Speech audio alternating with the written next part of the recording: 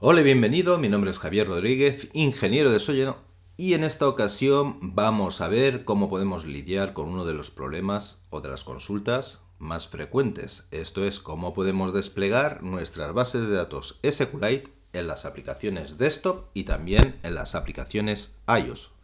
¿Cuál es la forma más correcta de forma que no tengamos ningún tipo de incompatibilidad con la firma de los bundles en el caso que queramos distribuir nuestras aplicaciones MacOS o de Windows en las correspondientes Store? Y por supuesto, este es el caso también de las aplicaciones nativas que queremos para iOS.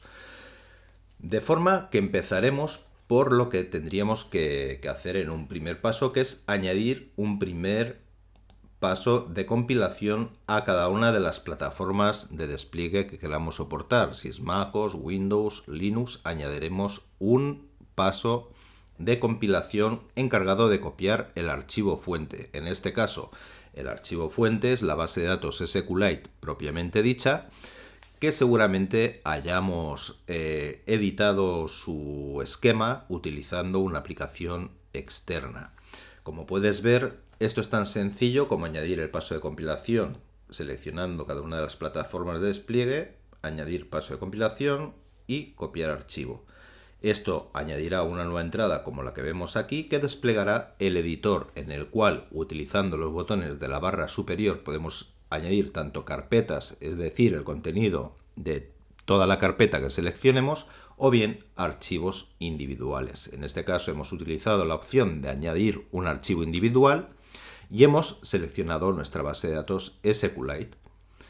Como puedes ver también en el panel inspector, tenemos la capacidad tanto de nombrar el elemento correspondiente al paso de compilación propiamente dicho, como indicar a través del comportamiento si este paso de compilación se ejecutará tanto si ejecutamos la aplicación desde el IDE, que sería el caso de depurar la aplicación, por ejemplo, o bien utilizarlo exclusivamente cuando queramos crear el desplegable, es decir, el ejecutable independiente que se pueda utilizar fuera del IDE.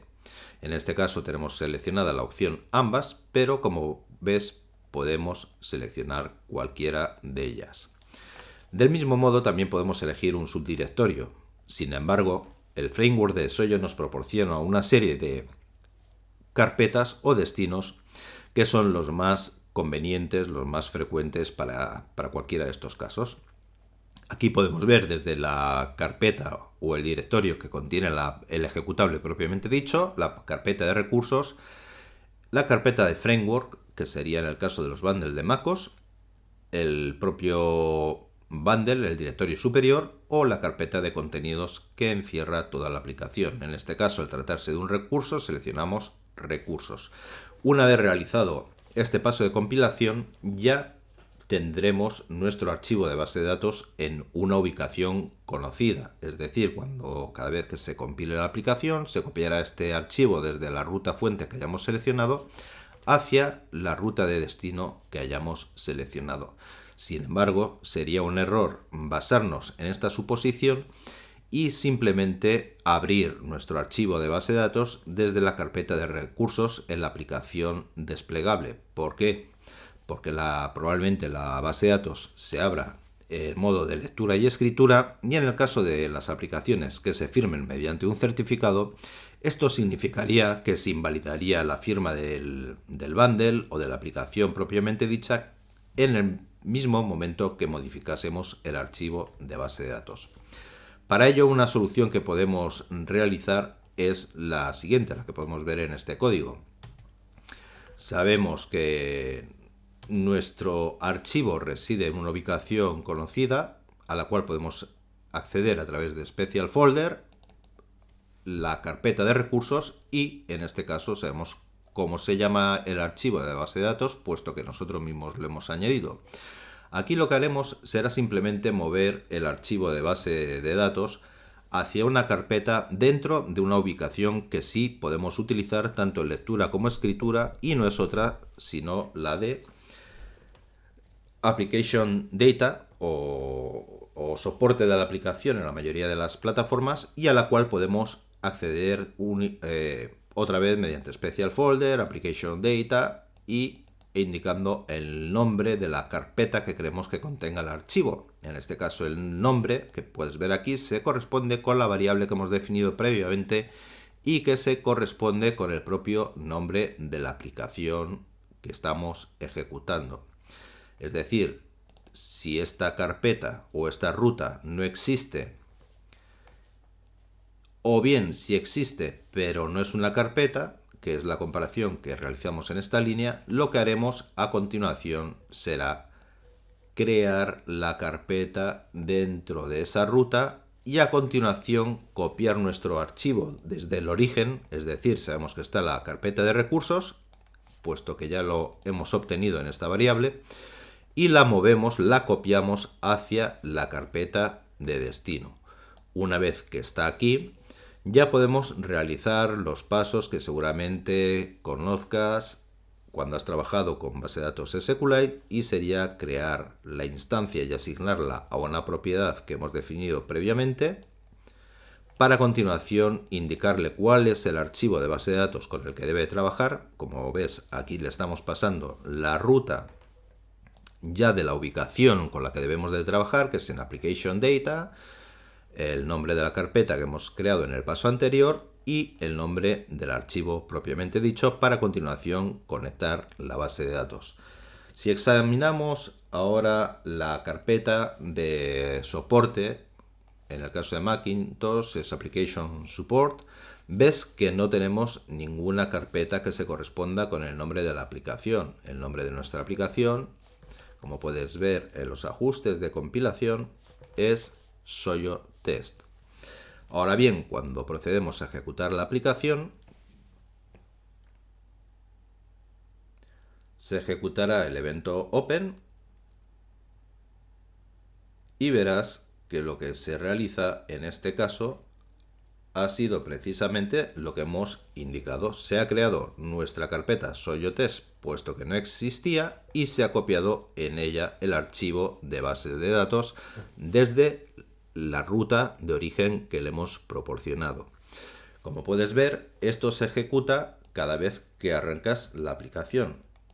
Pero ¿qué ocurrirá en sucesivas ejecuciones de la misma aplicación? Pues vamos a verlo. Ponemos un punto de parada, ejecutamos la aplicación y verás que en este caso, como se encuentra tanto la carpeta creada en el destino, no tiene por qué copiarla y salta directamente a la parte del código que se encarga de asignar la ruta y establecer la conexión con la base de datos. Ahora bien, esto representa un problema. Fíjate cuánto código tenemos aquí, con el inconveniente de que tendríamos que repetir esto mismo para cada una de las aplicaciones que vayamos a crear, y en cada caso utilizaríamos probablemente otro nombre distinto de base de datos. ¿Cuál es la forma más conveniente de hacer todo esto? Vamos a comentar el código y se trata simplemente, esta propiedad por ejemplo ya no nos serviría, de mover ese método dentro de un módulo. Por ejemplo, en insertar módulo podemos añadir tantos métodos como deseemos, y en este caso, al tratarse de un módulo en el que iremos añadiendo funciones de conveniencia para el trabajo de base de datos, pues hemos creado un método que se llama simplemente OpenDatabase y le vamos a pasar como parámetro una cadena que se corresponderá con el nombre del archivo que queremos abrir y copiar a la ruta de destino. En este caso, has visto que hemos borrado previamente la propiedad de la ventana y la añadimos al módulo. Se trataría de PIDET Database y efectivamente la hemos definido con tipo de dato SQLite Database.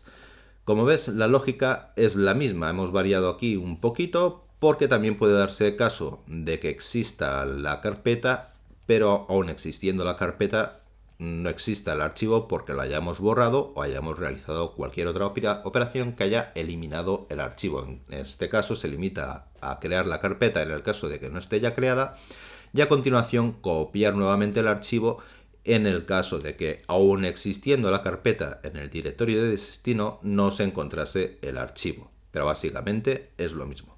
Entonces ahora nuestro evento de apertura se limitaría simplemente a esta línea. Si volvemos al Finder, eliminamos la carpeta que se genera mediante este código y ejecutamos de nuevo nuestra aplicación, comprobarás que el comportamiento es exactamente el mismo.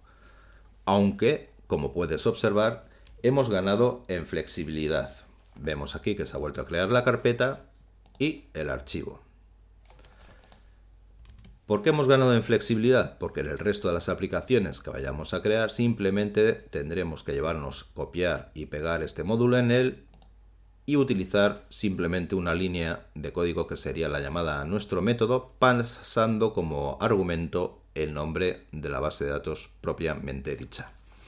Si te has fijado, vemos que tenemos dos métodos. ¿Por qué es esto? Porque el comportamiento o las clases que se utiliza tanto para las aplicaciones desktop como web como consola son basadas en SQLite, mientras que en el caso de iOS se trata de iOS SQLite, aparte de que tampoco podemos trabajar por el momento con string, sino con texto.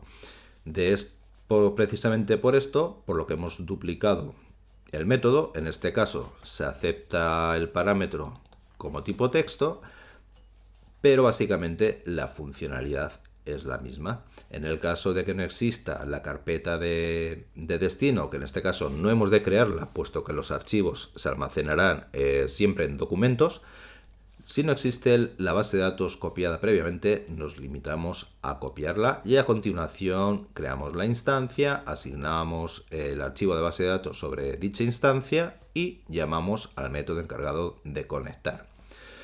Para solucionar el problema de que no se compilen los dos métodos en todo tipo de plataformas, accederemos a la pestaña de atributos correspondiente al método. Así, por ejemplo, en el caso de la primera función que hemos visto, tenemos marcadas todas las casillas excepto las correspondientes a iOS.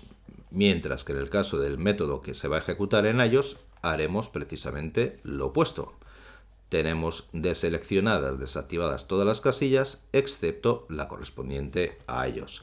Esto mismo es lo que haremos también en el caso de las propiedades. Es decir, un tipo SQLite Database que solo está disponible para aplicaciones de consola, desktop y web, pues solo tiene sentido que se compile sobre dichas plataformas, desactivando por tanto la correspondiente a iOS. Mientras que la propiedad encargada de hacer o de contener la instancia de la base de datos iOS SQLite Database, pues haremos nuevamente lo opuesto.